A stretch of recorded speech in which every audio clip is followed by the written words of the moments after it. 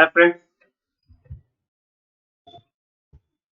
आज हम अपने जो इंडियन एडमिनिस्ट्रेशन का अगला जो मेरा टॉपिक है, central bureau of investigation CBI, इसको शॉर्ट फॉर्म में हम लोग जानते हैं। ये तो सब लोग सुने ही होंगे। तो दोस्तों, ये जो टॉपिक है कहाँ मिलेगी, ये हमारा पब्लिक एडमिनिस्ट्रेशन में मिलेगी और हमारा इंडियन एडमिनिस्ट्रेशन का जो में मिलेगी, मतलब कि हमारा जो पॉलिटिकल साइंस में मिलेगी। तो दोस्तों, इसमें मैं जो टॉपिक मैं देखने जा रहा हूँ, क्या इसमें हिस्टोरिकल बैकग्राउंड, कौन से एक्ट इसको सपोर्ट करते हैं, फिर क्या ये कंडीशन, टर्म्स एंड कंडीशन है इनका, फिर कैसे फंक्शन करते हैं, इसका कंपोजिशन क्या होता है, ये कौन से मामले को देखते हैं, ये सब मैं देखने जा रहा हूँ। तो दोस्तों, मेरा जो ये सेंट्रल ब्यूरो ऑफ इन्वेस्टिगेशन का ये जो मेरा टॉपिक है, इसके बारे में हम लोग भली बातें जानते हैं। तो आगे इसको और थोड़ा जान लेते हैं दोस्तों। तो ये जो नागरिकों की शिकायत का निपटारा करता है, मतलब कि नागरिक जो भी शिकायत करे उसका निपटारा करते हैं, फिर भ्रष्टाचार रोकने के लिए ये काम करता है। मतलब कि जो करप्शन होता है, करप्शन को ये इन्वेस्टिगेशन करते हैं और उसको रोकते हैं। ठीक है, तो इसके लिए बहुत सारे जो भारतीय संविधान में बहुत सारे नियम है, मतलब कि लॉ लाया गया है। फिर भारतीय जो लॉ है उसमें ये है, पहला क्या, लोक सेवा जांच अधिनियम 1850। ये जो हमारा ये जो एजेंसी, ये नया एजेंसी नहीं है, कह सकते हैं हम लोग क्या कि ये ब्रिटिश एरा का ये एजेंसी है, ब्रिटिश काल का ये एजेंसी है। ठीक है, तो ये इसका पहला अधिनियम लाया गया था, लोक सेवा जांच अधिनियम 1850। उसके बाद भारतीय दंड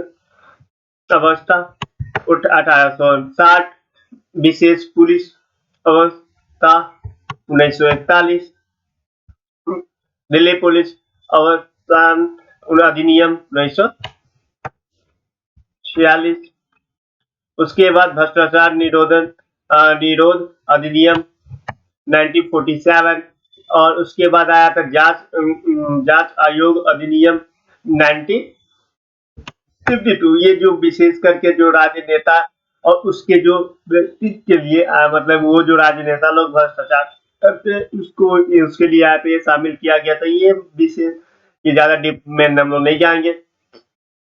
उसके बाद अखिल भारतीय सेवा अधिनियम 1954, उसके बाद जो हमारा केंद्रीय लोक सेवा आचरण अधिनियम 1955, उसके बाद रेलवे सेवा आचरण अधिनियम 1956, उसके बाद जो हमारा है विभागों के में के लिए ये आया गया था, मतलब इसको भी लेके आया था मंत्रालय। जैसे कि ये दोस्तों, जैसे रेलवे सेवा है, मतलब कि अधिनियम क्या था, सीबीआई क्या रेलवे के अधिकारी को भी जांच करेंगे, कोई भी भ्रष्टाचार करेगा उसके खिलाफ। तो यहाँ पर जो हमारा मंत्रालय और विभाग डिपार्टमेंट का, उसका भी यहाँ पे लेके आया, तो मतलब ये भी अब सीबीआई के अंदर में आ जाता है। केंद्रीय जांच ब्यूरो 1903, फिर केंद्रीय सतर्कता आयोग 1964, फिर राज्य सतर्कता आयोग 1964 के राज्यों में भ्रष्टाचार रोधी ब्यूरो। फिर उसके बाद जो हमारा आ गया, ये हमारा लोक आयुक्त, मतलब राज्यों में लोक आयुक्त, ये भी एक एजेंसी है जो मैं आगे चल के देखूंगा। लोक आयुक्त, लोकपाल, इसका अगला वीडियो हम लोग को बनाने वाला है। तो उसके बाद उसके बाद अब हम लोग देखते हैं मंडलीय सत्ता आयोग, जिला सत्ता अधिकारी। ये सब जो हमारा एक्ट आया, जिससे हमारा ये सीबीआई क्या हुआ और स्ट्रांग होता है। स्ट्रांग होने के कारण ये और अच्छे से काम करते हैं। जैसे राष्ट्रीय उपभोक्ता विभाग, अन्य कार्य आयोग, अनुसूचित जाति जनजाति आयोग, फिर हमारा जो सर्वोच्च न्यायालय और राज्य के जो उच्च न्यायालय है, ये सभी क्या करते हैं, इनको स्ट्रांग बनाते हैं। फिर उसके बाद प्रशासनिक ट्राइब्यूनल उसके बाद मंत्री परिषद सचिवालय का जन्म अधिला निर्देशालय 1988। उसके बाद संसद और इसके बहुत सारे जो समिति है उसके कारण भी हमारा ये सब होता है। क्या सीबीआई और स्ट्रॉन्ग बनता है। ये सीबीआई कैसे स्ट्रॉन्ग बनता है ये सब देख लीजिए कि इसका कंपोनेंट एक तरीका से कहा जा सकता है जो इसको स्ट्रॉन्ग बनाता है, सीबीआई को स्ट्रॉन्ग बनाता है। ठीक है, तो जैसे कि इसी में अब सीबीआई को ये सब एक्ट आ गया, ये सब लॉ आ गया जो स्ट्रॉन्ग बनाता है। ठीक है, तो उसके बाद देखते हैं क्या अब और देखते हैं जो हमारा ये जो हमारा केरला जैसे कुछ राज्य जहाँ पर 5 टू फील्ड के कार्यक्रम लाया गया जो स्टेट गवर्नमेंट लाई। इस योजना के अंतर्गत प्रशासन गांव क्षेत्र में जाकर जाकर लोगों को शिकायत सुनते हैं और उसका तत्कालीन समाधान निकालते हैं। ये क्या एक ऐसा इंसेसिव लिया गया जो हमारे स्टेट गवर्नमेंट के द्वारा लिया गया जैसे केरला जैसे राज्य में। अभी तो देखते हैं अभी हमारे सभी राज्यों में ऐसा शिकायत केंद्र बना हुआ है जो जहां पे हम शिकायत कर सकते हैं और उसका संविधान जल्दी जल्दी हमारे जो ब्यूरोक्रेट है वो देते हैं। ठीक है, तो अब यहाँ पे देखते हैं सामान्य जानकारी के रूप में जो हमारा जो सेंट्रल ब्यूरो ऑफ इंस्पेक्शन जो हमारा सीबीआई है ये एक भारत के प्रमुख ये हमारा जांच एजेंसी है। ठीक है, उसके बाद यहाँ पे भारत सरकार के जो कर्मचारी या पेंशन तथा जो लोक शिकायत मंत्रालय के कर्मचारी का विभाग जैसे कि यहाँ प्राइम मिनिस्टर कार्यालय के अंतर्गत ये आता है। मतलब ये भारत सरकार के कर्मचारी पेंशन और लोक शिकायत मंत्रालय के विभाग के अंतर्गत आता है। और ये जो मेनली रूप से क्या हमारा जो पीएमओ ऑफिस है इसी को ये पीएमओ ऑफिस इसको कंट्रोल करके रखता है। हाल ही में देखिए क्या जो प्रिवेंशन करप्शन एक्ट के तहत यहाँ पे जो हमारे अपराध के जो हमारे मामले आए हैं जिसको सेंट्रल विजिलेंस कमीशन को पास कर दिया गया है। मतलब कि जो ये प्रिवेंशन ऑफ करप्शन एक्ट के तहत जो हमारे जो मामले आते हैं ये डायरेक्टली सेंट्रल विजिलेंस कमीशन मतलब सीवीसी के पास कर दिया जाता है। तो दोस्तों ये जो हमारा हो गया सीवीसी के पास कर दिया जाता है। तो ये क्या होता है ये जो हमारा है वो एक हमारा अगला टॉपिक होने वाला है सीबीसी। वहां पे हम लोग देख लेंगे कि सीबीसी होता क्या है। ठीक है दोस्तों, ये भारत के एक नोडल पुलिस एजेंसी है जहां जो इंटरपोल और अन्य अन्य देश के जांच एजेंसी के साथ संबंध बनाते हैं। मतलब कि इनका इंडिया में भी और जो इंटरपोल हो गया या जो अन्य देश जैसे यूएसए के जो एफबीआई हो गए उनके साथ ये रिलेशन बना के रखते हैं। अपना रिकॉर्ड को देते हैं फिर लेते हैं फिर जानकारी भी लेते देते हैं। ये सब ये पूरे वर्ल्ड में होता रहता है। ठीक है, जिसके कारण इसके क्या हुआ कि जो अपराधी समृद्धि रेट था जो 65 से 70% तक क्या हुआ कि रुकती है। मतलब कि ये हमारी एजेंसी पूरे इंडिया को अच्छी तरह से कंट्रोल करके रखती है। ठीक है, ज्यादातर मामला नहीं हो पाता है। अब देखिए कि इसका हिस्टोरिकल बैकग्राउंड क्या होता है। मतलब ऐतिहासिक पृष्ठभूमि क्या है। मतलब मैं पहले ही बता दिया हूँ कि ये हिस्टोरिकल बैकग्राउंड क्या हमारा आज का नहीं ये ब्रिटिश एरा का है, ब्रिटिश के समय का। इसके कारण ये हमारा बहुत सारे लॉ होंगे जो या हिस्टोरिकल बैकग्राउंड हमारा ब्रिटिश एरा से निकल के आता है। ठीक है दोस्तों, तो ये जो हमारा जैसे कि ब्रिटिश एरा में द्वितीय विश्व युद्ध होता है जिसके दौरान 1941 में जो ब्रिटेन भारत का युद्ध के विभाग बनता है। मतलब कि डिपार्टमेंट ऑफ वार जिसमें एक पुलिस स्थानीय स्पेशल पुलिस इस्टेब्लिश किया जाता है जिसका वो युद्ध में संबंधित खरीद और में रिश्वत और भ्रष्टाचार के आरोप को जांच करता है। मतलब कि क्या दोस्तों कि 1941 में जो हमारा सेकेंड वर्ल्ड वॉर होता है उसमें क्या होता है, कुछ करप्शन होते हैं, जो मतलब कि जो वर्ल्ड वार में बहुत सारे टूल किने जाते हैं, बहुत सारे एम्बुलेंस किए जाते हैं, हथियार किने जाते हैं, बहुत सारे और सभी सामान खरीदे जाते हैं। उसमें लगता है कि ब्रिटिश गवर्नमेंट को कि इसमें क्या हुआ, घोटाला हुआ है, करप्शन हुआ है। तो उसके लिए ब्रिटिश गवर्नमेंट ने क्या करता है कि डिपार्टमेंट ऑफ वार एक बनाते हैं, जिसमें एक स्पेशल पुलिस इस्टेब्लिश किया जाता है। वो पुलिस क्या करता है, इसी को तहत तक जाता है कि कहाँ पे करप्शन हुआ, कौन लोग करप्शन किए है। ठीक है दोस्तों, तो ये एक पहले बार देखा गया 1941 में, जो ब्रिटिश एरा में। उसके बाद क्या होता है, विशेष मतलब कि विशेष रूप से और आगे करते किया जाता, तो Delhi special police establish act लाया जाता है 1946 में, जिसमें भारत के विभिन्न विभागों संचालक में भ्रष्टाचार आरोपी के खिलाफ क्या जांच होता है। इस एजेंसी का काम यही होता है क्या, कि जो हमारे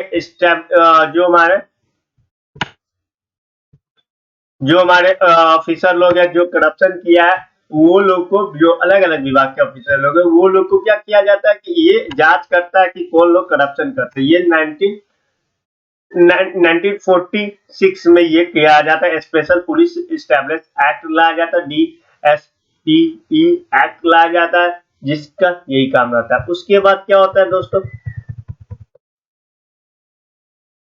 सीबीआई को दिल्ली विशेष पुलिस स्थापना अधिनियम 1946 के अंतर्गत इसको जांच करने की अनुमति दी जाती है। फिर 1963 में जो भारत सरकार होता है, उसके बाद तो 1947 में देश हमारा आजाद हो गया रहता है। जब आजाद हो जाता है तो यहाँ पे क्या होता है कि 1963 में जो हमारा भारत सरकार होती है, ये फिर सीबीआई का संगठन करती है, जो रक्षा के संबंधित गंभीर मामले को उच्च स्तर तक जांच ले जाते हैं। ठीक है, उसके बाद वहां पे और भ्रष्टाचार, गंभीर धोखाधड़ी, ठगी, गबन, सामाजिक अपराध, विशेष रूप से जो हमारा जो कालाबाजारी हो गया, जमाखोरी हो गया, मुनाफाखोरी हो गया, ये सबको क्या करता है, ये क्या करता है, जांच करता है। ठीक है, जांच करता है। कुछ समय के बाद जो सीबीआई का जो चर्चा, सीबीआई क्या करता है कि और उसको पावर दिया जाता है, जो जैसे कि हायर प्रोफाइल मर्डर हो गया, किडनैपिंग हो गया, विमान अपहरण हो गया।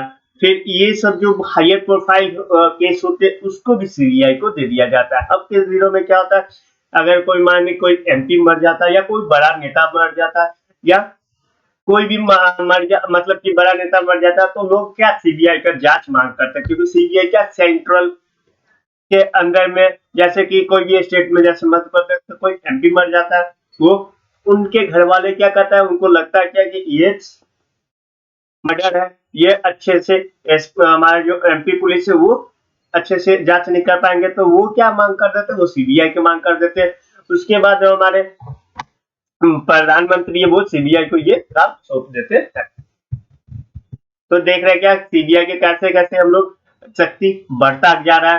पहले तो सिर्फ कुछ मामले में था, फिर उसके बाद क्या किया, या फिर मतलब कि ओपन मार्केट में भी आ गया। पहले तो करप्शन के चार्ज में था, जो कर्मचारी लोग करते थे। उसके बाद जो ओपन मार्केट, जैसे जमाखोरी, कालाबाजारी, मुनाफाखोरी, ये सब में भी आ जाता है। उसके बाद अब देखते क्या, हमारा जो हाईवे प्रोफाइल, जो किडनैपिंग, मर्डर, ये सब होते हैं, उस सब में भी आ जाता है सीबीआई का।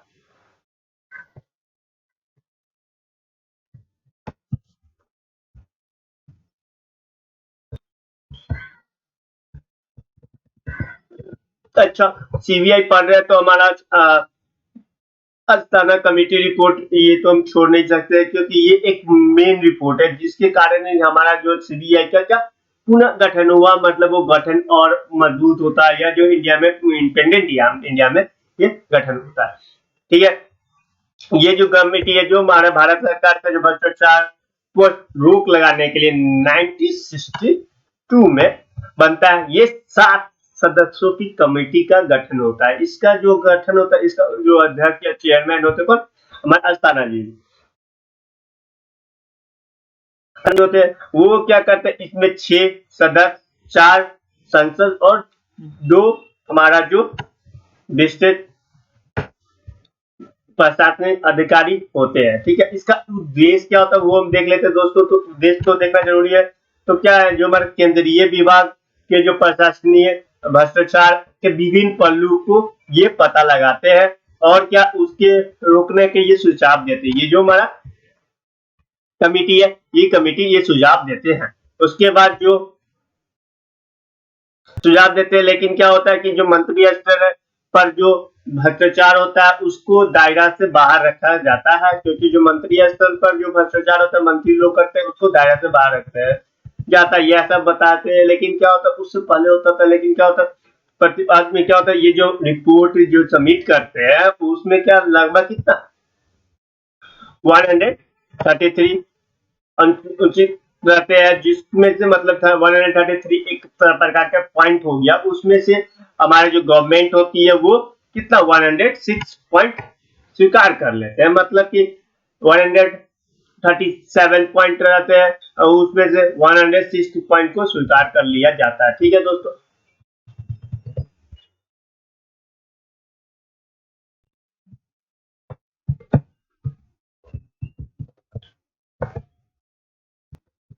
उसके बाद ये अनुच्छेद 311 के को बढ़ावा मतलब बढ़ावा देते हुए क्या होता है, जब भ्रष्टाचार के मामले को सुनवाई जल्दी से किया जाता है। इसी को ये भारत सरकार ने क्या किया 1976 में ये अनुच्छेद को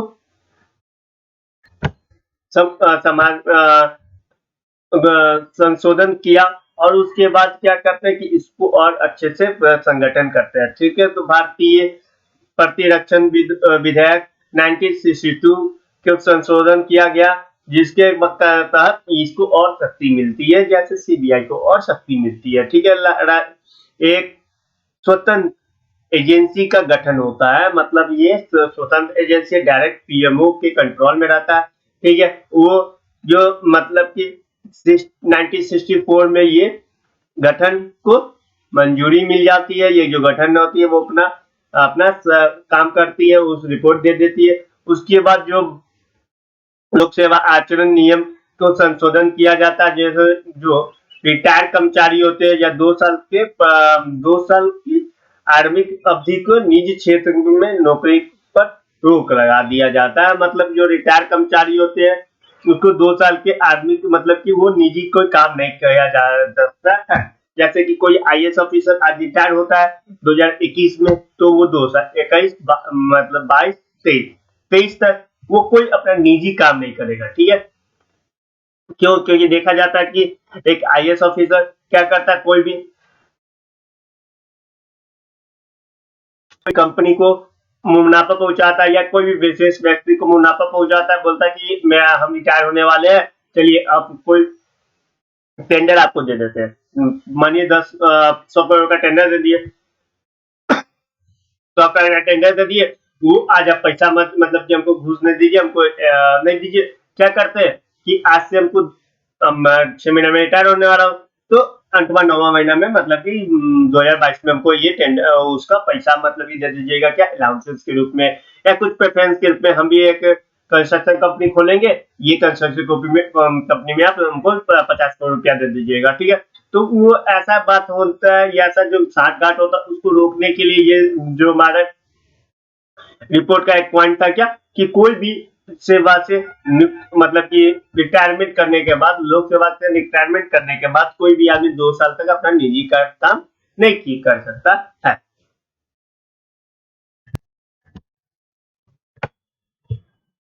ये जो हमारा भारतीय दंडनीय संहिता के धारा 21 में ये जो शोषण किया गया लोक सेवा का परिभाषा का स्पर्श किया गया, उसका दायरा फिक्स किया गया।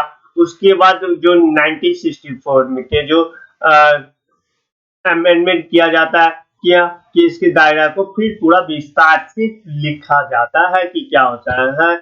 और उसके बाद होता है क्या नियम, जो कानून प्रतिक्रिया तो और सरल बनाया जाता है, लचीला बनाया जाता है, जिसके कारण क्या होता है कि लोग ज्यादा से ज्यादा भ्रष्टाचार करने वाले लोग इस नियम के अंतर्गत आए। क्या होता है कि जब लॉ क्या होता है, सरल होता है, समझने योग्य होता है, तो लोग आसानी से समझते हैं और उसको ज्यादा से ज्यादा इम्प्लीमेंट किया जाता है। ठीक है, तो ये जो नियम कानून जो था उसको और से आसान बनाया जाता है भाषा में। उसके बाद जो हमारे जो विशेष पुलिस स्थापना के बहुत सारे जो दायरे को स्पर्श किया जाता है उसकी शक्ति बढ़ाई जाती है। सार्वजनिक उपक्रमों को सतत एजेंसी के अंदर लाया जाता है, उसका स्थापना की जाती है। फिर सभी लोक सेवा मंत्री, विधायक परिषद और संसद इत्यादि के जो निजी संपत्ति की घोषणा की जाती है उसको ये विभिन्न चरणों में अच्छा से देखता है कि वो सही डॉक्यूमेंट में रिकॉर्ड में दिए है कि नहीं दिए है, वो देखते हैं। फिर जो मंत्री का जो आचार संहिता बनता है उसके बाद वो ये भी देखभाल करता है। ठीक है, राष्ट्रीय जो दल होते हैं उसके जो निजी क्षेत्र के राशि, चंदा या जो मतलब कि जो डोनेशन ये सब होता है, इसको भी ये देखभाल करते हैं कि ये सही है कि नहीं। कोई विशेष करके कंपनी वाला उस दल को प्रॉफिट पहुंचाने के लिए क्या चंदा गलत रूप से नहीं दिया। ये जो हमारा जो न्यूजीलैंड का जो संसद संसदीय जांच एजेंसी की जैसे उच्चमन की स्थापना की, वैसे हमारे यहाँ भी होता है। मंत्री तो और उसकी जो विभिन्न डिपार्टमेंट है उसको ये मजबूती से देखता है और मजबूत करता है सीबीआई अपने आप को। ठीक है, जो कर्मचारी ईमानदार होते हैं उस पर भी अगर कोई क्या करते, कोई कर्मचारी ईमानदार है उस पर कोई गलत रिपोर्ट मतलब कि झूठा करप्शन लगा देते हैं जिसके कारण उनकी बेइज्जती होती है, तो क्या करता है कि ये उस रिपोर्ट को बनाते हैं और अच्छा से उस केस को जांच पड़ताल करते हैं और उसके बाद आराम से उनको क्लीन, अच्छा ईमानदार होते क्लीन चिट दिया जाता है। ठीक है, अब हम देखते हैं सीबीआई के द्वारा कौन कौन से मामले को लिया जाएगा, मतलब कि सीबीआई कौन कौन से मामले को देखिएगा। जैसे कि हमने पहले ही बता दिया कि केंद्र सरकार जो निजी क्षेत्र के उपक्रम भारतीय सरकार के जो नियंत्रण में जो काम होता है, फिर उसके बाद जो लोक सेवा के कर्मचारी या अन्य जो कर्मचारी होते हैं वो अगर कोई भ्रष्टाचार करते हैं तो उसके जांच ये सीबीआई करती है। ठीक है, आर्थिक अपराधों को मतलब ये तो जो हमारा विशेष भ्रष्टाचार के मामले होते हैं वो देख लिए। फिर हमारे जो आर्थिक अपराध होते हैं मतलब कि जैसे कि वित्त घोटाला, गंभीर आर्थिक धोखाबाजी, फिर उसके बाद जो मामले होते हैं फिर नकल जो इंडियन रुपया को फेक करेंसी में बदल दिया जाता है, फेक करेंसी जो चल रहा है, फिर बैंक धोखाबाजी, फिर साइबर अपराध, आयात निर्यात मतलब एक्सपोर्ट इंपोर्ट का जो करप्शन होता है वो, विदेशी मुद्रा, फिर विमान उल्लंघन, बड़े पैमाने पर जो ड्रग्स ले जाते हैं वो देखते हैं। फिर उसके बाद बहुत सारे जो अगर कोई मामला करप्शन का आता है, मतलब कि जैसा भी करप्शन भी हो, जो भी हो वो आर्थिक रूप से भी हो उसको भी ये देखते हैं। विशेष अपराध जैसे राज्य सरकार द्वारा निवेदन किया जाता है, जैसे कि मैंने अभी एमपी का एक मध्य प्रदेश का कोई एमपी मर जाता है, उसको उसके घर वाले क्या करते हैं कि चाहते हैं सीबीआई से जांच करवाए, तो वो क्या करेगा, वो मीडिया के थ्रू या जो पीएम के थ्रू वहां पे जाके बोलेगा कि हमको सीबीआई से जांच कराना है क्योंकि राज्य सरकार की नहीं अच्छे से कर सकती है। कोई भी बहुत सारे कारण हो सकते हैं, ये हो गया, या जो राज्य सरकार को लगता है कि उस एमपी का मर्डर की जांच हो पूर्ण रूप से स्वतंत्र रूप से, तो वो हमारे जो पीएम है उनको लेटर लिख के बताएंगे कि हमको ये केस की जांच हमको सीबीआई से कराना है, उसके बाद वो आराम से करा देंगे। ठीक है, तो उच्च न्यायालय, फिर जो हमारे सब उच्च न्यायालय के में निर्देशक के जो भारतीय दंड संहिता होते हैं, जो अन्य कानून होते हैं, उसको गंभीर मामले को ये देखभाल करता है, जैसे कि अंतवादी हो गया, बम विस्फोट हो गया, फिरौती के लिए अब किडनैपिंग हो गया, फिर माफिया, अंडरवर्ल्ड, डॉन, ये सब का मामले को भी सीबीआई देखते हैं। ठीक है, सीबीआई के पास सुमोटो केस होते हैं, मतलब कि सीबीआई केंद्र सरकार के निर्देश पर कोई भी जांच करती है, और उस जांच करने के समय में अगर कोई आदमी को बुलाया जाता है, मतलब कि जरूरत है, तो कोई भी आदमी को सुमोटो केस के तहत क्या करेगा, उसको बुला के कोई भी आदमी को इन्फॉर्मेशन देगा कि कल आप 10 बजे आइए मेरे ऑफिस में, तो वो आदमी जाएगा और उससे पूछताछ किया जा सकता है। ठीक है, किसी भी राज्य के मामले को सीबीआई को दे सकता है। खुद भी केंद्र सरकार क्या करेगा, कोई भी राज्य के मामले को दे सकता है। जैसे कि वहां पे देखिए मध्य प्रदेश में एमपी का एक हत्या हो जाती है, तो वहां पे क्या करेगा, केंद्र सरकार डायरेक्ट जाके सीबीआई को ये बोलेगा कि जाके आप वो जो केस है उसको आप जांच पड़ताल कीजिए। न्यायालय, सर्वोच्च उच्च न्यायालय जो है, सुप्रीम कोर्ट हो गया, हाई कोर्ट गया है, वो भी सीबीआई को जो राज्य के सहमति के बिना पर देश के कहीं भी अपराध को जांच के लिए दे सकता है। मतलब ये जो सीबीआई को हाई कोर्ट या जो सुप्रीम कोर्ट है, वो भी अपना केस डायरेक्ट मतलब कि फाइल दे देगा कि सीबीआई से जांच होना चाहिए, तो वो करेंगे। ठीक है, उसके बाद देखते हैं सीबीआई के निर्देशक। सीबीआई का जो निर्देशक मतलब डायरेक्टर ऑफ सीबीआई, ये जो हमारे जो विशेष दिल्ली विशेष पुलिस स्थापना अधिनियम के तहत इनको लाया जाता है, उसके संगठन के रूप में किया जाता है। ये जो 2014 से सीबीआई निर्देशक डीएसपीई अधिनियम 1946 के आधार पर किया जाता है। ये हम पहले देख चुके हैं, डीएसपीई अधिनियम 1946 जो हमारा है उसी के आधार पर किया जाता है। 2003 में देखते हैं क्या कि जो हमारा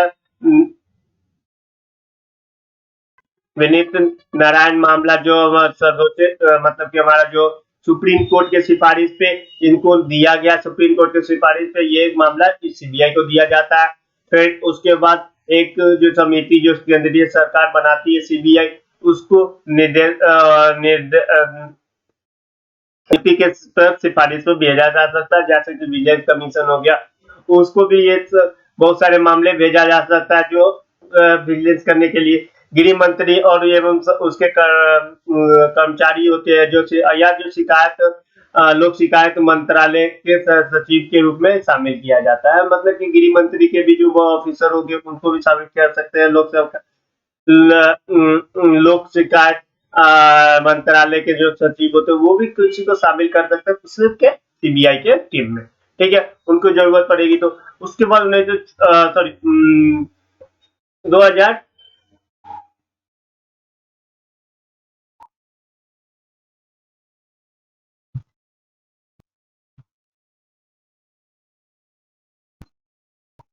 उसके बाद 2014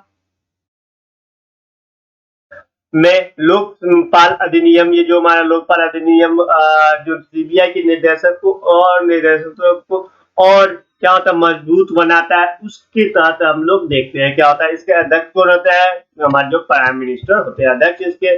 उसके बाद इसके साथ मतलब कि अन्य मेंबर कौन होते हैं, जो हमारे अपोजिशन पार्टी के लीडर होते हैं। उसके बाद जो हमारा भारत के जो मुख्य न्यायालय के मतलब कि जो सुप्रीम कोर्ट के न्यायाधीश होते हैं। उसके बाद जो डीओपीटी मतलब कि गृह मंत्री के जो सहकर्मित जो विभाग होते हैं डीओपीटी के, उसके जो योग के सूची से एक नाम दिया जाता है जो डीओपीटी के में जो सबसे ईमानदार ईमानदार हो, डिसिप्लिन वेल डिसिप्लिन और जो भ्रष्टाचार को मामला को देख पाए अच्छे से, उसका नाम एक सूची तैयार करके वो डीओपीटी जब देते हैं, उसको हमारे जो प्राइम मिनिस्टर हो गए, हमारे अपोजिशन पार्टी के जो लीडर हो गया और जो हमारे सुप्रीम कोर्ट के चीफ जस्टिस हो गए, वो सब इनमें से एक को चूज करके सीबीआई के डायरेक्टर बनाते हैं। ठीक है, ठीक है। उसके बाद हम लोग देखते हैं अब इसकी चुनौती क्या होगी कि ये तो हम लोग बारिश का पूरा देख लिए कि हिस्टोरिकल बैकग्राउंड क्या है, फंक्शन क्या है, पूरा रोल क्या है। इसके बाद हम देखते हैं इसकी चुनौती क्या है। जो सीबीआई है वो एक छोटी मोटी एजेंसी है नहीं, बहुत बड़ी एजेंसी पूरे इंडिया को देखती है, तो उसकी चुनौती तो होगी। तो उसकी चुनौती हम पहले देख लेते हैं।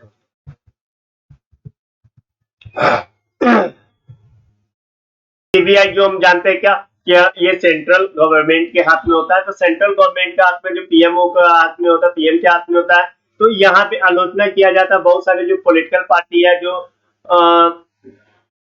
अपोजिशन पार्टी हो, वो सब बोलते हैं क्या, जो सीबीआई के डर से क्या होता है, हमारा जो पीएम होता है वो दबाते हैं, सबका बात दबा देते हैं। क्योंकि जो है हर नेता मतलब कि जो भी नेता आवाज उठाता है अपोजिशन पार्टी के, तो पीएम बोलते हैं क्या सीबीआई सीबीआई के इन्वेस्टिगेशन करवा देंगे आप पर, आप चुप रहिए, ये ऐसा करके बोला जाता है कि मतलब कि सीबीआई क्या पीएम का एक मिट्टू तोता होता है, जो क्या करता है पीएम के आवाज को पर पूरी मतलब कि अपोजिशन पार्टी को आराम से बैठा देता है, चुप करा देता है। इसीलिए ये कहा जाता है, ये हमेशा न्यूज में आता रहता है कि पीएम ने क्या किया कि अपोजिशन पार्टी के ये लीडर पे सीबीआई इन्वेस्टिगेशन करवा दिया, जांच करवा दिया, ये करवा दिया, वो कर दिया।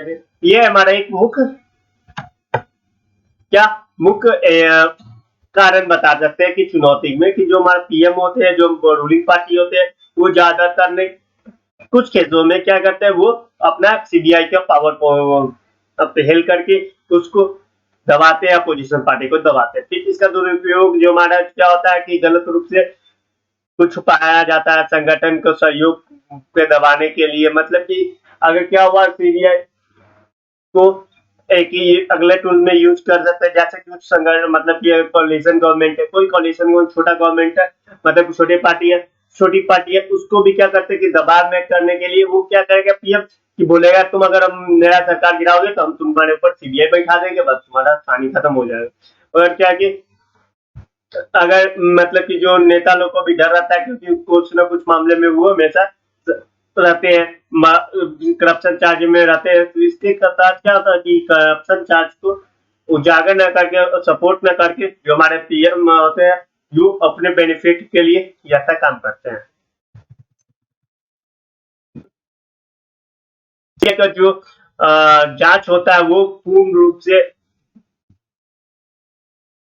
ट्रांसपेरेंसी नहीं हो सकता है क्या, ये जो हमारे जो सीएम मतलब कि सरकार, जो रूलिंग गवर्नमेंट है, जो अपने अपने लिए क्या करते हैं उसको यूज करते हैं। उदाहरण के जैसे एग्जांपल लेते हैं 1990 में जो बहुत सारे जो हवाला डायरी मामला था, जो यहाँ पे उच्च प्रभावित लोगों को इस जांच से क्या था के मतलब कि विरोध किया, क्योंकि उनको लगा कि जो हाईएस्ट प्रोफाइल लोग हैं उनको लगा कि जो जांच है वो अच्छे से नहीं हुई है। ठीक है, इसके बाद यहाँ पे विश्वसनीय की कमी भी हो जाती है। अगला पॉइंट क्या होता है, सीबीआई को वो लोग ज्यादा विश्वास नहीं करते, उनकी छवि का सुधारने के लिए ये बहुत बड़ी चुनौती भी है। क्यों? क्योंकि बहुत सारे मामले में देखा जाता है सीबीआई क्या सेंट्रल गवर्नमेंट का एजेंसी है, तो सेंट्रल गवर्नमेंट अपने लिए यूज करता है और बहुत सारे लोगों को वो प्रेशर भी करता है। जैसे कि बहुत सारे जो घोटाला हुए, जैसे घोटाला, हवाला कांड, जो जो सत्य सिंह केस, जड़वाल केस, फिर भोपाल गैस ट्रेजरी, ये सब जो फिर 2008 में जो आरुषि तलवार का जो केस था, ये सब केस में जो सीबीआई क्या चलाते हैं, और चलाने पर बहुत सारी आलोचना भी मिलता है, क्योंकि जो सीबीआई होते हैं वो अच्छे तरीके से काम नहीं करते हैं, या जो बहुत सारे रिपोर्ट गलत होते हैं, या जो वो वेल मैनर में क्या वो रिपोर्ट केस को सॉल्व नहीं कर पाते, जिसके कारण ये इसमें बहुत सारे में उनकी आलोचना होती है, जिसके कारण लोग सीबीआई से भरोसा थोड़ा कम हो गया है। ठीक है, उसके बाद जवाबदेही, सीबीआई क्या जो आरटीआई एक्ट है उससे उनको छूट प्राप्त हुई है, मतलब कि वो सीबीआई एक सार्वजनिक रूप से दबाव दे के मुक्त होते हैं, मतलब सीबीआई जो कर दिया रिपोर्ट में, जो कर दिया वो कर दिया, कोई आदमी उससे जाके पूछ नहीं सकते आरटीआई से, वो अपना फाइलिंग मंगवा सकते हैं कि क्या सीबीआई में क्या क्या किया गया है, कौन केस में क्या हुआ, ये नहीं करते। तो यहाँ पे क्या होता है, सीबीआई आरटीआई एक्ट से मुक्त होते हैं। ये भी एक महत्वपूर्ण चुनौती है कि सीबीआई को सार्वजनिक जवाबदेही नहीं होता है, जिसके कारण वो आराम से कुछ भी कर सकते हैं, लोग कहते हैं। ठीक है, उसके बाद जो कर्मचारी की भर्ती में सीबीआई का यहाँ पे क्रमबद्ध जो सरकारी कर्मचारी होते हैं उसको ही लिया जाता है, उनकी जो सीबीआई की एक विशेष रूप से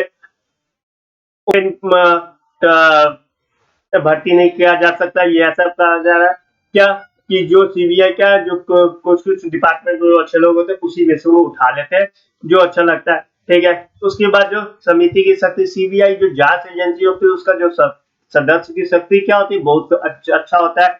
ये बहुत सिर्फ केंद्र लेवल के पास ही मतलब होता है, मतलब कि केंद्र जो बोलेगा वही जांच करेगा और राज्य सरकार इसके सहमति के अधीन होते हैं। राज्य सरकार को जो बोला जाएगा उसको हाँ में हाँ मिलाना पड़ेगा। केंद्र जो बोलेगा, वो केंद्र जो शक्ति देगा वो पूरा सीबीआई के पास ही होगा और राज्य सरकार की मतलब कि हाँ में हाँ मिलाना पड़ेगा। राज्य सरकार कुछ नहीं कर सकता है सीबीआई के मामले में, ठीक है। जो केंद्र सरकार बोला वही करेगा, राज्य सरकार जो बोलेगा उसको कुछ नहीं किया जाएगा। इसके बाद नियंत्रण पहुंच, मतलब जो हमारे जो सचिव होते हैं उसके ऊपर जो मतलब कि सरकारी कर्मचारी होते हैं जो जांच करते हैं, जो सीबीआई के कर्मचारी, उसकी पूर्व मंजूरी ली जाती है। मतलब कि जो हमारे हमारे जो सचिव उपयुक्त सचिव होते हैं उनसे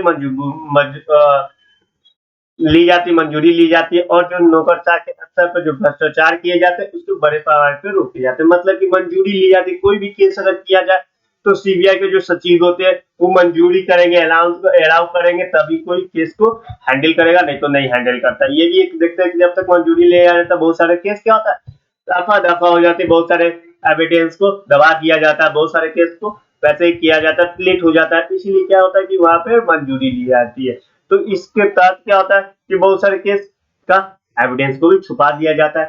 ये अब देखते हैं कि जो हमारा जो सीबीआई एजेंसी है वैसे ही क्या हमारे जो अमेरिका में क्या FBI है, फेडरल ब्यूरो ऑफ इन्वेस्टिगेशन, ये हमारा अमेरिका में। अब देखते हैं कि उसके में क्या ये जो एजेंसी है वो भी हमारे जो अमेरिकन गवर्नमेंट है, सेंट्रल गवर्नमेंट, उसके पास रहती है।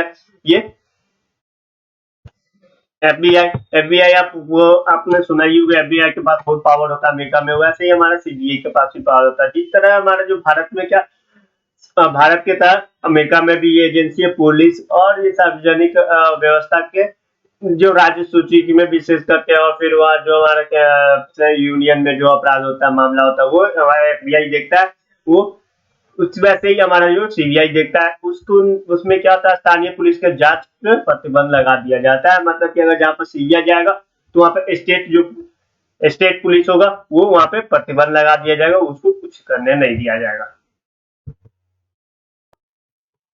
उसके बाद सुझाव देते हैं हम लोग, तो इतना सारा देख लिए तो क्या कि इतना सारा हम लोग देखे चुनौतियां। उसके बाद सुझाव क्या होगा कि सीबीआई क्या जो प्रशासन नियंत्रण से मुक्त किया जाए, जबकि प्रशासन नियंत्रण से मुक्त किया जाए जैसे कि उसका एक प्योर वर्क डिफाइन किया जाए कि वही वर्क पर वो काम करेगा। जब सीबीआई के पास अपने प्रशासनिक अपने अच्छे अधिकारी को नियुक्त खुद करेगा, मतलब कि उसके साथ शक्ति दिया जाए कि वो कंपटीशन से एक क्लीन आदमी को लिया जाए जो सीबीआई के लिए सिर्फ काम करे। ऐसा ना हो कि कोई डिपार्टमेंट से किसी को उठा लेते हैं, किसी को ले लेते हैं, तो ये ऐसा नहीं किया जाए।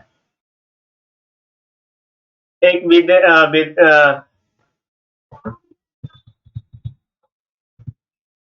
और फिर एक लॉ लाया जाए जिसके लॉ से ये सीबीआई को क्या और स्टैंडर्ड किया जाए और मतलब कि जो स्वतंत्रता उसको मदद मिले। फिर जो हमारा जो department of relation parliamentary stand committee on the personnel public grievance and law justice के रिपोर्ट के में क्या ये सिफारिश है उसको क्या किया जाए, इम्प्लीमेंट किया जाए। ये जो सिफारिश है जो 24वां रिपोर्ट है इसमें इम्प्लीमेंट किया जाए। क्या सीबीआई की और जो रिसोर्सेज उसको बढ़ाया जाए, क्योंकि सीबीआई में रिसोर्सेज की कमी होती है, पैसा की कमी होती है। उसके बाद उसका बेहतरीन निवेश किया जाए, उसको अच्छा से और रिसोर्सेज के साथ अच्छा से और उसको जांच किया जाए, जवाबदारी मतलब कि वो जवाबदेही भी किया जाए, मतलब कि वो प्रशासनिक शक्ति में वृद्धि चलो भैया ठीक है तुमको पैसा हम दे देते और जो पावर दे देते, लेकिन उनको जवाबदेही भी किया जाए, मतलब उनको आरटीआई के अंदर भी लाया जाए, क्योंकि आरटीआई के अंदर नहीं आता है जिसके कारण बहुत सारे केस में वो कुछ भी कर देता है। वो उतना हम लोग को पास पावर नहीं है पूछने का, तो इसलिए वो कुछ भी कर देता है। उसके बाद सीबीआई की शक्ति में क्या जो भारतीय संविधान के 7 अनुच्छेद में जो राज्य यूनियन और कंकरेंट लिस्ट है उसमें क्या किया जाए, सीबीआई की और भी लिस्ट को बढ़ाया जाए और भी अधिकार को बढ़ाया जाए, ठीक है। उसके बाद जो central bureau intelligence and investigation act के साथ जो हमारा DSPE के है उसमें और ज्यादा भी तो क्या प्रोविजन डाला गया जिससे सीबीआई और स्ट्रेंथन होंगे। उसके बाद जैसे कि हो गया 1978 में जो हमारा LPC कमेटी में उन्होंने कर्तव्य और कार्य के संबंधित आत्मनिर्भर का बताया था कि जो हमारा सीबीआई क्या आत्मनिर्भर हो, जो हमारे सीबीआई के पास क्या दूसरी एजेंसी से वो कुछ मतलब कि कर्मचारी या रिसोर्स रिकॉर्ड ना लेके उनके पास कुछ बनाया कुछ रिकॉर्ड रूम हो जो उसके पूरे इंडिया का रिकॉर्ड हो, फिर उनके पास अपना कर्मचारी हो जो दूसरे डिपार्टमेंट से ना ले, ये सब उनको स्टैंडर्ड करने की बात की करते हैं। फिर उसके बाद जो सेकेंड ARC आयोग जो 2007 में उन्होंने सीबीआई के कामकाज पर एक नया कानून बनाना चाहते हैं कि सीबीआई के पास और सभी काम दिया जाए और स्टैंडर्ड किया जाए। तो दोस्तों इस प्रकार से मेरा ये सीबीआई का चैप्टर खत्म होता है। तो मैं पहले ही बता दिया कि मेरा जो इतना भी PDF है वो मैं डिस्क्रिप्शन बॉक्स में मिल जाएगी और आप आराम से पढ़िए, अच्छे से पढ़िए और जो मेरा वीडियो है वो और देखते रहिए। अच्छा लगा तो आप लाइक कीजिए और मैं बता देता हूँ कि जितना भी आप का मास्टर या जो ग्रेजुएशन कर रहे हैं आप लोग उसमें ये नोट्स बहुत काम आने वाले और आप अपने एग्जाम में लिख कर अच्छा से मार्क्स पा सकते हैं। तो दोस्तों ये मेरा चैप्टर को यही मैं खत्म कर रहा हूँ। धन्यवाद। वंदे मातरम दोस्तों। जय हिंद।